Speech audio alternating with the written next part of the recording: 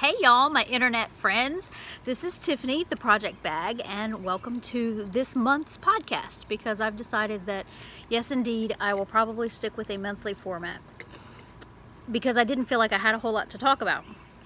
I've been doing a whole lot more sewing than knitting or spinning, and that didn't leave me a lot of time for knitting. But as I'm pulling out all my stuff and making my notes and everything, I realized that might be a lie. This month there may have been quite a bit to talk about. So let's just jump right in because my, not schematics, what are they called? Not dynamics. Analytics, is that the right?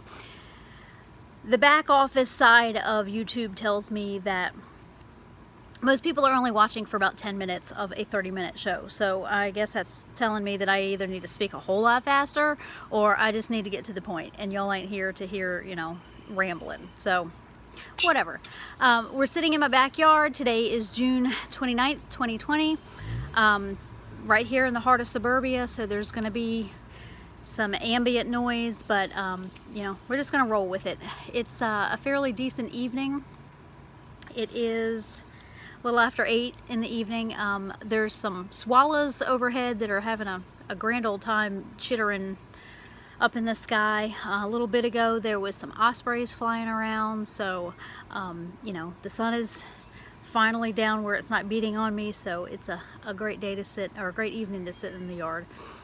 Kate, just for you, I've moved my background. These are rows of Sharons that are along my neighbor's fence line that are they're right there. Some of them, there's a few blooms. I think they've closed for the evening, but probably by the time I record again, they'll be in all their glory. So I hope you enjoy. You get a sneak peek of my suburban gardening over here. There's some green peppers, sage, and out of the frame is a pathetic tomato plant. I think it's Roma tomatoes, but they're the funniest looking things on the vine I've ever seen. But it's fun to watch them grow. They are turning red, so nothing edible yet. Or I'm waiting for them to kind of fall off the vine, and that's when they'll tell me that they're ready. But anyway, so I've got a few things finished, as I said. First thing, I don't even remember. I'm pretty sure that I showed this the last time on the bobbin. I finished some Polworth that I was spinning, and I did a chain ply. I've decided that that's maybe my preferred method these days. So I've got this. This is was dyed by Wool Gatherings. It is Polworth. I think it was superwash Polworth. It came out to be 26 wraps per inch, and it's 166 yards. Gray, like a dusky purple, some mauve, I guess you'd maybe not mauve, I don't know what you'd call this color. It's kind of dusky too, and then like a melon color. It's very pretty, and I'm very happy with the spinning on this. As far as the feel, it's not ropey, it's not overspun, overplied, nothing like that. So I'll have to find something nice to do with that. But I know last time I showed some fiber, and I talked about maybe throw in a braid from Unwind Yarn Company on the wheel. I've decided that I probably won't be doing much spinning until closer to the fall. I've got, there's a bug down my shirt. Sorry, distraction. I thought it was a piece of hair, but no, indeed, it was a bug. I've got a lot of knitting projects coming up that will be time consuming, so I'm gonna put the wheel away for the time being and maybe just focus on spinning after I get my knitting projects accomplished, because I'm participating in several CALs, and with one of them I'm on a team, so I'm trying to do as much as my part as I can for the team. So hold that thought. Hey dude, I'm recording. I'm recording. Okay, that is all. Son's getting back from visiting the in-laws. Okay, so despite that beautiful braid that I showed you last time it's still in fact very beautiful, but I will not be getting to spin it anytime soon. Okay, so that's finished. Another thing I've finished was something that was on my Crafty Bingo board. I wrote this down. I started this. It's a hat. It's a slouchy cabled hat. The pattern is only available through Etsy, but I've linked to that on my project page. But I started it on the 23rd of December 2016, and I just got to finish it. But I put it on my Crafty Bingo as a finish because I didn't have a lot of whips or UFOs, unfinished objects, but the ones that I did have, I went ahead and put them on my bingo so that that would motivate me to finish them. This was so silly because it's a bulky weight hat. It used one skein. I didn't record what the amount of that was, but one skein of Knit Picks Brava bulky. So, you know, it's a bulky yarn. And this is the colorway. It's just called Silver. Look, and that's very attractive.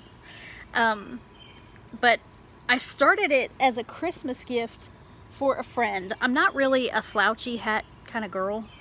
I'm not really drawn to bulky knits either, but once I got it finished, I do kind of like it. I hope I'm staying in frame. But I had this band finished, so all I had to do was pick up and knit this part. I mean, I think I knocked it out in an afternoon or something. All that time, and that was what was holding me back. I mean, really, this by itself would be a really cute headband. But anyway, it is finished. The buttons, they're just wooden buttons. I don't remember. I think I bought a bag of them from Etsy several years ago. I had, I think, 10 of them in a package or something. But they don't serve any purpose other than decorative. But I'm really happy with it. I'm sorry it took me so long, but anyway, when the time comes, I will have a new hat for the fall. Fall, winter, whatever. Random day in August when I feel like being artsy. So there's that. That is something I'm glad to have off the needles, and again, it was a square I could check off for my bingo. I swear there were no bugs until I hit record. Now they're all gonna come out and drive me crazy. Okay. Here's a funny thing. I started and finished a shawl since the last time I recorded it. It's Changing Staircases by Dragon Horde Yarn as the designer. I used one skein of, 95 grams of a 100 gram skein of Unwind Yarn Company's Round Trip Sock, which is a single, fingering weight single. It took me 15 days to knit, and it's beautiful, and I don't know where I put it. I'm not one to typically misplace a lot of things. I can't tell you what I did with it. The only thing I can figure is that perhaps after I got done blocking it, I did take pictures. There's a project page for it. I think maybe I stuck it in with some stuff I was taking to the storage unit, like my wool socks and that kind of stuff. So I'm hoping that it's in storage. I don't know. I guess I forgot that I was going to have to show it on the podcast. But if you're interested, there's a project page for it on my Ravelry page, in my notebook. Okay, but the biggie is my Advent wrap. I started this in February. I can't remember, beginning, middle of February, whatever. And it is now finished. I used Unwind Yarn Company's 2019 Advent set. A total of 497 yards of the minis, and then 329 yards of the main, the solid. If you've been with me this whole time, you will have seen this in progress multiple times. But yeah, this main color used 329 grams, or I mean yards, or 71 grams. So in total, the entire thing was 825 yards. I think it blocked out to 68 inches long and 17 inches wide. Obviously, it's not going to fit in frame, but maybe I should show it on the right side. But I'm delighted that it is finished.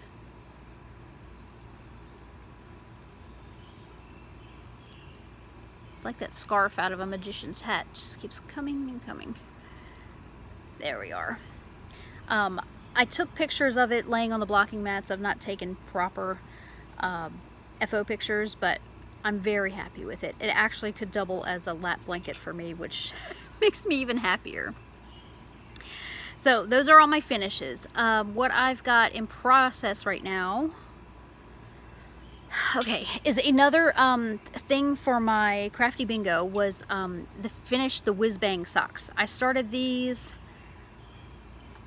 the 1st of October 2015. I started them originally for Socktober that year with the Carolina Fiber Girls audio podcast, and I made the first sock, and then I put it away and did not want to cast on the second sock. I'm not exactly clear on why that was, other than the fact that because this is a one of those finer weight fingerings. I think it's like the 75-25 blend of merino nylon, and it's like the 463 skein. It's the lighter fingering weight, and that's not my favorite to work with.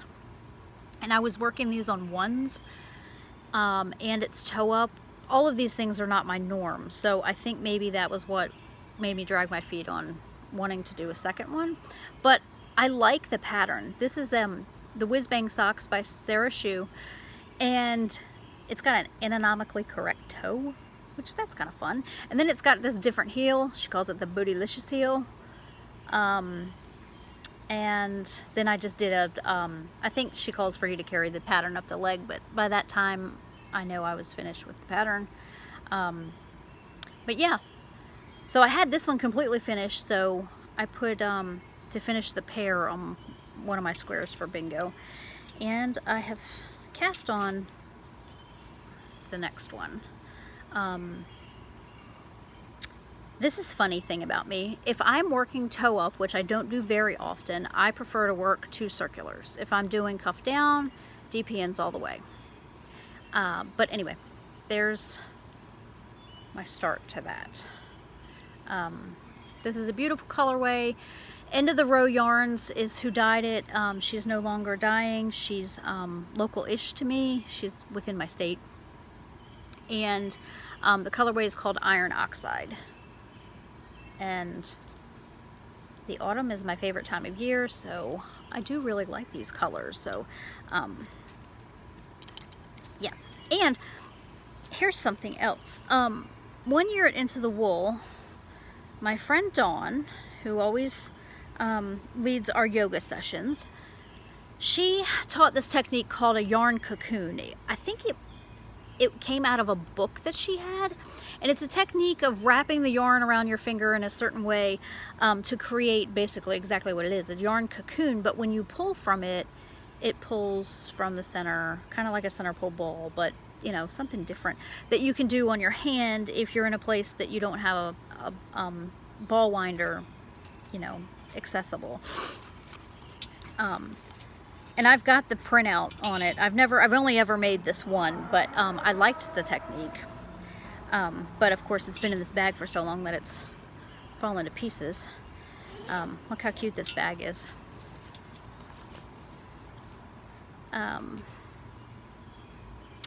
And it's kind of one of those rectangle shaped box bags. Katie was an audio podcaster. She and her friend worked the podcast together, and I cannot, were they the Stitch Sisters? They're Canadian. I cannot come up with what their podcast was. But anyway, she sewed this bag a long time ago. Okay, that's one thing I've got in process right now. As I said, bags upon bags for the retreat kit. That's taking up a lot of time. I've got 70 plus to make. No real deadline. Well, obviously the deadline is by the time I have to leave to go to the retreat, but I'm trying to get them done sooner rather than later so that I don't have them hanging over my head. So it is, right now it's all sewing all the time pretty much. I am working on these things for several hours a day, and then once the sun goes down and it's bearable to come out, then I've been coming outside and knitting in the evenings and watching some shows on my laptop or listening to an audiobook or something like that. So I'm not doing a whole lot of crafting, or knitting rather, but making slow but steady progress on things. and I'm trying to take the weekend off. My son was just home for the weekend from Tennessee, so I took this past weekend off. Okay, so the next thing is the Kaya May hat. I'm gonna guess that's how that's pronounced. Jamie Hoffman, she's one of the retreat sponsors this year. She wrote this pattern, and this is a Hats for Kiddos hat. If you follow me on Instagram, you will have seen this pretty recently. This is just some Bernat satin solids that I'm using for this. It's Hats for Kiddos, so it's going to be for a child. Although this thing looks big enough that it could almost fit me, maybe. Okay, let's say a child with a bigger head, maybe. Or, you know, an adult with a tiny head. I've got a child-sized head. I wrote this down. Okay, the colors are Stardust, that's the purple, and Soft Fern is the green.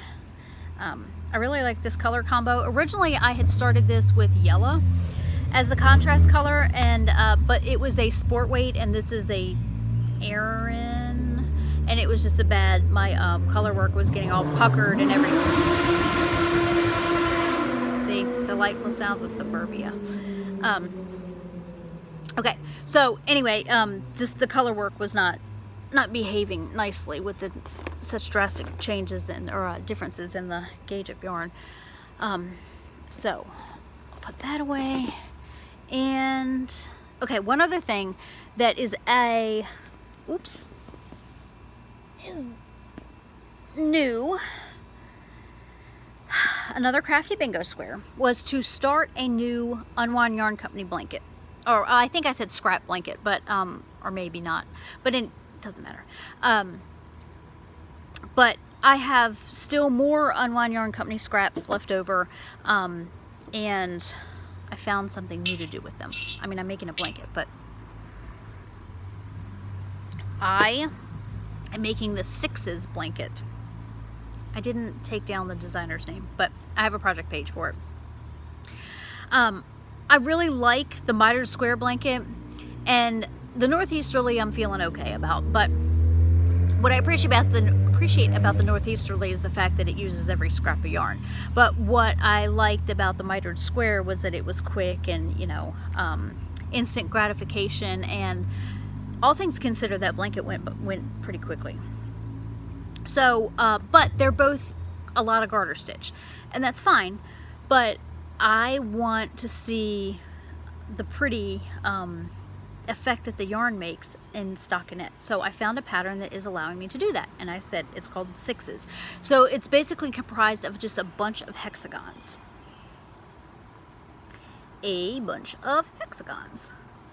Or half hexagons or quarter hexagons, whatever you need to make the thing. There's a schematic in the pattern that helps you figure out what layout, depending on what size you want to make. Okay, so that's the best I'm going to get for this. These are all Unwind Yarn Company colorways. Dana's the dyer. She's my best friend. She shares a lot of her leftovers with me. And so here are 6 of these, and I've got them all together with a scrap so that I could keep track of which end was the bottom. And then sitting out here waiting for the sun to go down a little bit ago, I actually just about finished the next one. Oh, this is not showing well at all. This is the kind of a hot pink, and this is, but no matter. I'm having a lot of fun with these. Each one is taking about 5 grams of yarn. I think it's taking me like an hour, maybe just a tad more than an hour to do a hexagon. I'm knitting them on size 5. Most of these are that lighter weight base, and I am, like this one here, there's a couple places where my stitches are uneven. I'm not crazy about that, but it'll be what it is. I mean, in the finished product, you're not going to see it. It'll all even out. I'm steam blocking these just temporarily so that they'll lay flat enough for me to store them nicely. So there's that. Isn't this bag very pretty? Mary, Kino Knits Mary, brought it back from Kenya and gave me one. It came with the bag, and then there's a smaller Notions pouch. It was made by a maker in Kenya, and I think this is the first time I've used it, which is crazy, but I'm using it to store my my work in progress on that Sixes blanket. Okay, whizbang socks, blanket, hat. Okay, the only other thing I have to share crafting related is my projects to come. I have 3 of those. Christmas socks. Dana and I were talking, I don't know, a couple months ago, and I said that I didn't have any socks that were specifically Christmas yarn, and I said I would have to remedy that. And at the time, I said, well, let's knit them together. So I set a reminder on July the 1st for my phone to remind me to cast on Christmas socks. So I was looking at my calendar recently of what's coming in July, and I said, oh wait, I've got to get out some yarn, so I'll be ready on the 1st. So I did that. I think this is the only yarn I found in my stash that is specifically Christmas colors. And it is by Mint Rain Hand-Dyed Yarns. I think that's her shop. She's on Etsy. The colorway is called Grinch. And so red, green, black. Self-striping.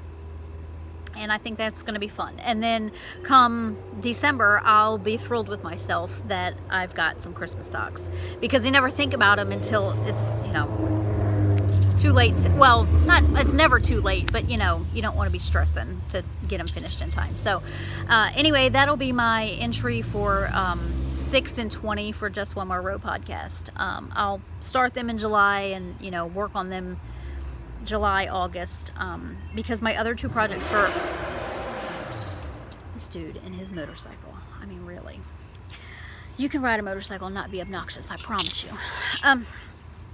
Okay, so anyway, as I was saying, the other 2 projects for July are going to be longer term because they are 2 color projects, both of them. I'm participating in the summer stash camp that Sarah, who was the dyer behind Grace and Wool, I think she's got the Grace and Wool podcast. She used to be one of the dyers of was it Lofty Loops? Oh my gosh, I'm butchering this whole thing.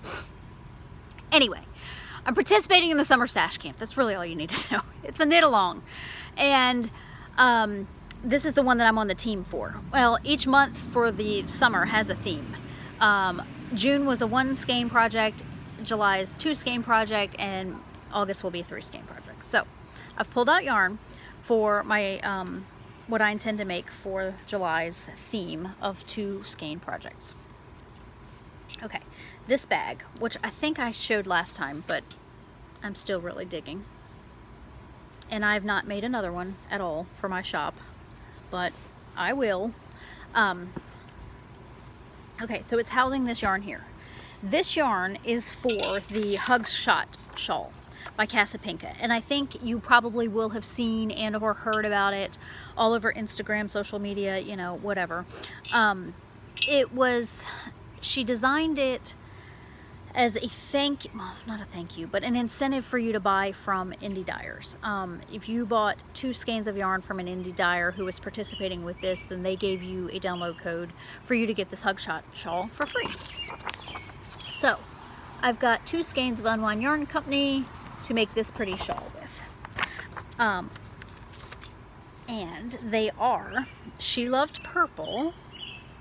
This is a memorial colorway for a friend of Dana's who passed away, unfortunately, a couple of years ago. And this is Mer People. So those are my 2 color choices for the Hug Shot shawl.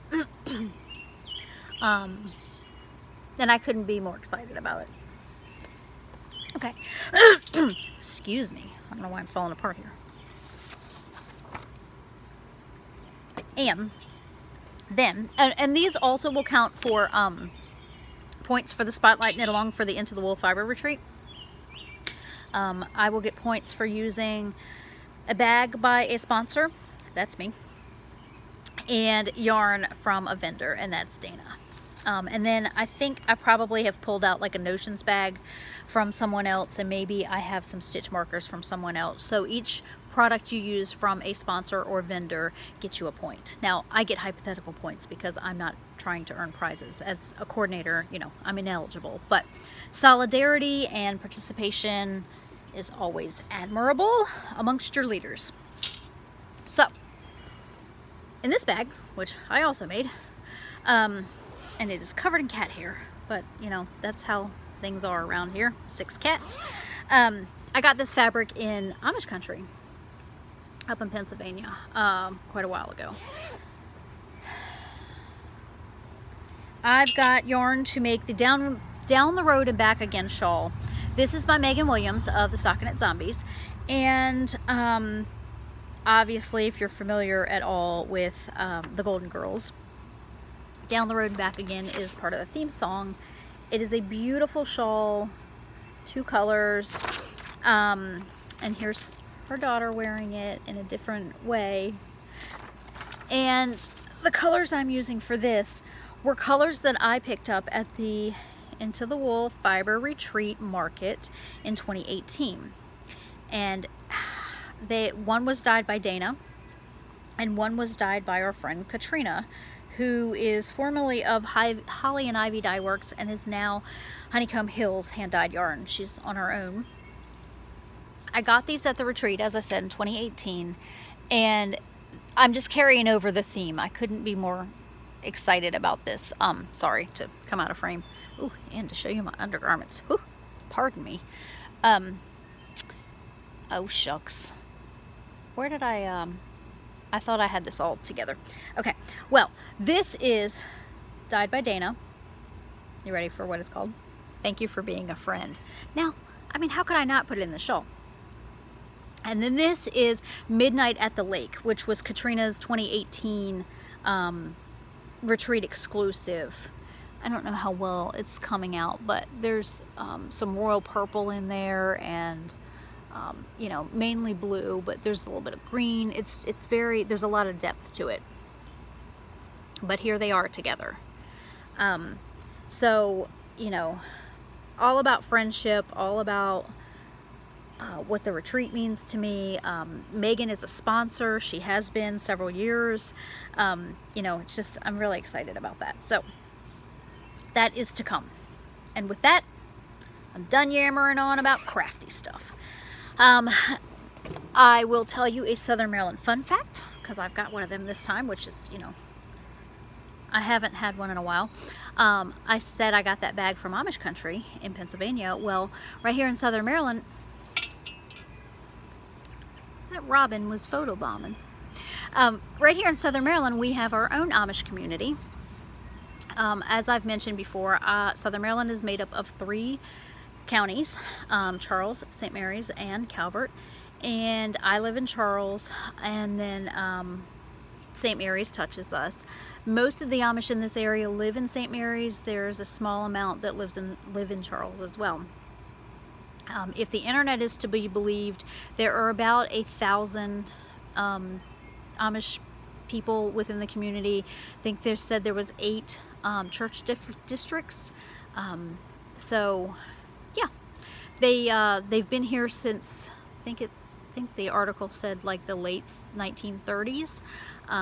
They moved here, migrated here from Pennsylvania Dutch country. They have a thriving community.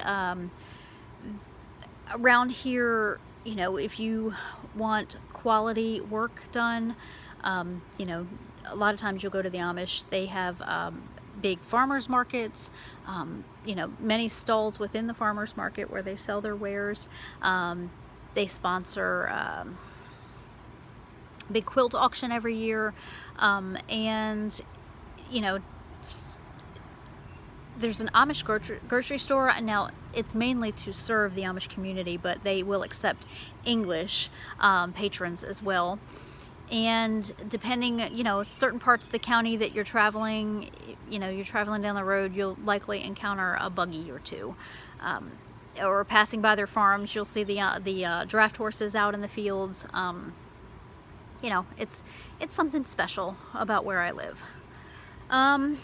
Okay, and then I said that I've been coming out here in the evenings and doing my knitting and that sort of thing. I have been watching a lot of things since it's been a month since I spoke to you, but I guess I won't bore you with this entire list.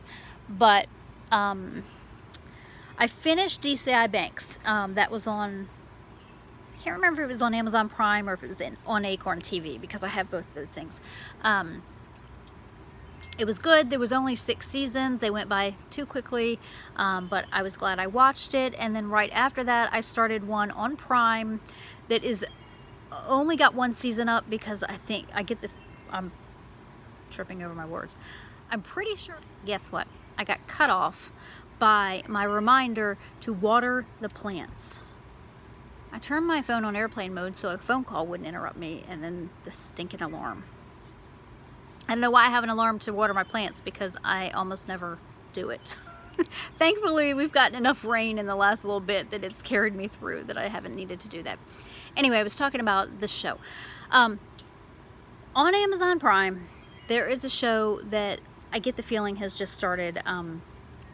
It's called Dead Still, and it was about Victorian death photography. It was a drama, a mystery, a little bit of like a detective.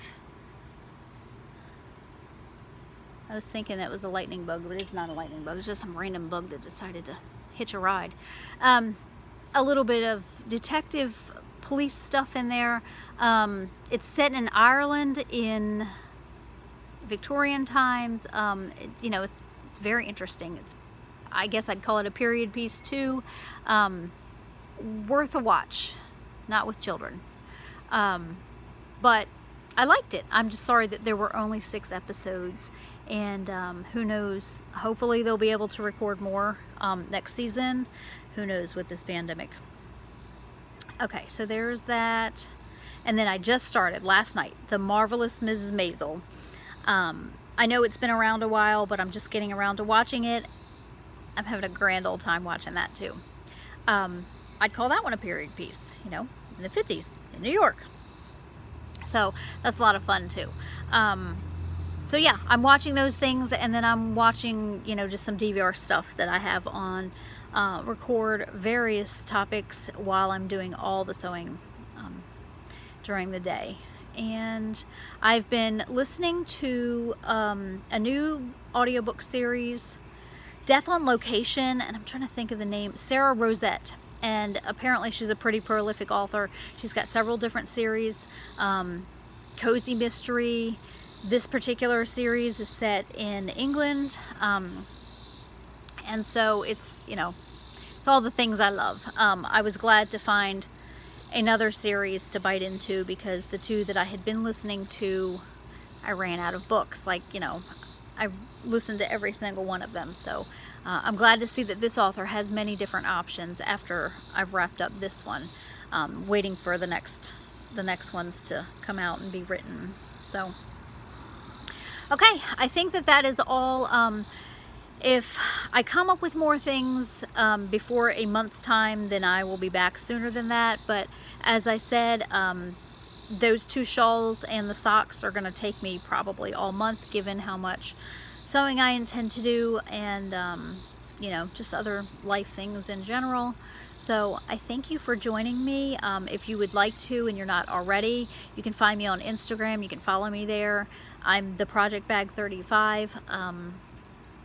I'd love to have, you know, a little community where we interact. Yeah, I think that's it. And Kate, I hope you've enjoyed your shot. As I said, next time there will probably be lots of them. So thank you all for joining me, and I hope that you take care, and I'll see you next time. Bye.